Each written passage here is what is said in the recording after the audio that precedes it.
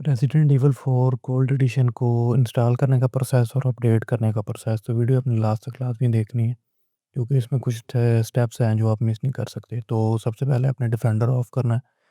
तो ये डिफेंडर ऐसे आपने लिखना स्टार्ट में, और यहाँ पे जाके जो रियल टाइम प्रोटेक्शन है इसको आपने ऑफ़ कर देना है। उसके बाद ये ऑफ़ करने के बाद यहाँ से हम क्लोज़ करके वापस आके ये सेटअप को हमने रन करना है। और ये सेटअप को रन करने के बाद हमने यहाँ से इसको यस करना है, और यस करने के बाद ये ओके करके यहाँ पे आपके पास अगर 8 जीबी रैम है तो इसको आप अनचेक कर सकते हैं, क्योंकि 6 जीबी उन्होंने मिनिमम कही हुई है। तो यहाँ पे आपके पास स्पेस है, तो वहाँ पे इसको आपने इंस्टॉल कर लेना है। जैसे कि मैंने इसको डीम इंस्टॉल पे लगा दिया और उसके बाद ये सारे अनचेक कर दिए हैं, क्योंकि आपको इसके लिए इंटरनेट की ज़रूरत है। तो इनको अनचेक करके मैं इंस्टॉल पे क्लिक कर दें। इंस्टॉल पे तो इसको मैं पहले एक्सट्रैक्ट क्लियर कर लेता हूँ। ये आपके सामने एक्सट्रैक्ट हो रही है, ये एक्सट्रैक्ट हो जाएगी तो ये 2 फाइल्स हैं। इसको यहाँ से आपने कॉपी कर लेना है, जैसे कि मैंने कर ली है। और उसके बाद ये जो हमारा गेम का फ़ोल्डर होगा ना, जहाँ पे हमारी गेम इंस्टॉल है, जैसे कि मेरी डीम है, तो यहाँ पे इसको हमने रिप्लेस कर देना है, पेस्ट करके। तो ये जब हो जाए तो उसके बाद मैं ये गेम आपके सामने रन कर रहा हूँ, और ये सारे स्टेप्स आपने करने हैं। पहली बार जब गेम आप रन करेंगे तो ये मैंने स्टैंडर्ड पे इसको रन कर दिया। ये लोडिंग में थोड़ा-सा टाइम लगता है, क्योंकि वो दूसरी में है। तो कटसीन बिल्कुल इसके ठीक चलते रहे, उसमें कोई इश्यू नहीं आया।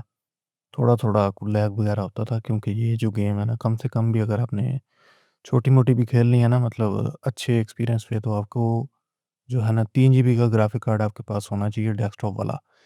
तो ये आपके सामने सारा एक्सपीरियंस है। कभी-कभी गेम थोड़ी-थोड़ी लैग कर रही थी, हालाँकि मैंने थोड़ा-सा जो इसका ग्राफिक्स है, उनको लो करने की कोशिश की थी, और लो मैंने किए भी हैं, और ये 1080p के ऊपर रन हो रही है। तो उस हिसाब से थोड़ा-थोड़ा स्टटर और लैग वगैरह आप फ़ील इसमें कर सकते हैं, वो आता है इसमें। क्योंकि मेरे पास ग्राफिक कार्ड जो है वो 2 जीबी का है।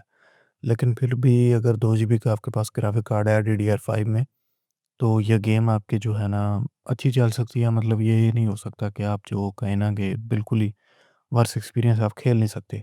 खेलने के लायक है गेम, लेकिन फ्रेम ड्रॉप्स होते रहेंगे, क्योंकि 2 जीबी का ग्राफिक कार्ड होगा। तो रिकमेंडेड ये है कि 3 जीबी का ग्राफिक कार्ड है ना, जो आपके पास हो। तो ये मैं ज़्यादा गेम प्ले जो है ना, मैंने अटैच ये साथ कर दी है। तो आप इसको देख सकते हैं कि इसमें क्या कुछ है या जो भी है, लेकिन जो है ना गेम अच्छी ऑप्टिमाइज़ है। तो ये जो गेम जो है मैंने अच्छी तरह टेस्ट की है कंट्रोलर के साथ भी। तो इसको भी मैं कंट्रोलर वाली लिस्ट की जो गेम है ना, उसके अंदर मैं इसको डाल दूँगा, नीचे लिख दूँगा। ये सारी गेम प्ले जो आप देख रहे हैं ना, ये मैंने अपने कंट्रोलर पे टेस्ट किया है, जो मेरा PS5 का कंट्रोलर है। तो बिल्कुल ठीक चल रही है, इसमें कोई इश्यू नहीं मुझे आया। अच्छी चल रही है गेम कंट्रोलर के साथ भी। तो कंट्रोलर का सपोर्ट भी इसमें है। वही सारा प्रोसेस आपने रिपीट करना है इस गेम में भी, जैसे इस गेम को आपने उस वो जो सॉफ्टवेयर है इसके अंदर ऐड करना है। तो ये आपकी गेम जो है अच्छी चलेगी। तो ये सारा जो है ना, उसके बाद ये जब भी आप गेम को बंद करते हैं ना, तो एक आपको एरर आता है। तो उसकी आपने टेंशन नहीं लेनी, और जितनी बार भी ये गेम मैंने ये रन किया ना, मैंने डिफेंडर अभी तक ऑन नहीं किया। तो मुझे नहीं पता अगर ऑन करते हैं तो ये उस जो है गेम का कोई फ़ाइल ले जाता है या नहीं लेता। मैंने उस चीज़ को अभी एक्सपीरियंस नहीं किया, तो मुझे उस चीज़ का नहीं पता। तो मैंने अभी तक डिफेंडर ऑफ ही रखा है, मैंने उसको ऑन नहीं किया हुआ। तो ये सारी चीज़ें हैं जो ना आपने माइंड में रखनी है। और उसके अलावा जो एरर इसके बाद हर बार जो क्लोज़ करने पे आता है, तकरीबन मैंने 3-4 बार ये गेम को टेस्ट किया है।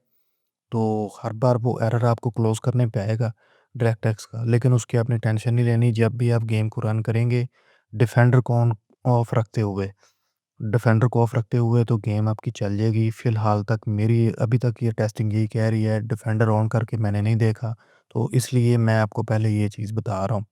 तो अगर आपने डिफेंडर ऑन रखना होगा तो इसको एक्सक्लूजन के फ़ोल्डर में डाल के तो फिर आपने करना है। तो ये सारा जो है ना मैंने आपको बताना था, तो वो मैंने आपको बता दिया। इसके अलावा अगर आपने डिटेल से सीखना है कि फिटकर रिपैक की कौन-सी फ़ाइल्स इम्पोर्टेंट होती हैं गेम को इंस्टॉल करने के लिए, उसके लिए ये वीडियो आपकी स्क्रीन के ऊपर शो हो रही है, ये आप देख सकते हैं। Thanks for watching. बाकी ये सारा गेम प्ले जो है ना, मैंने ये अंदर लगा दिए।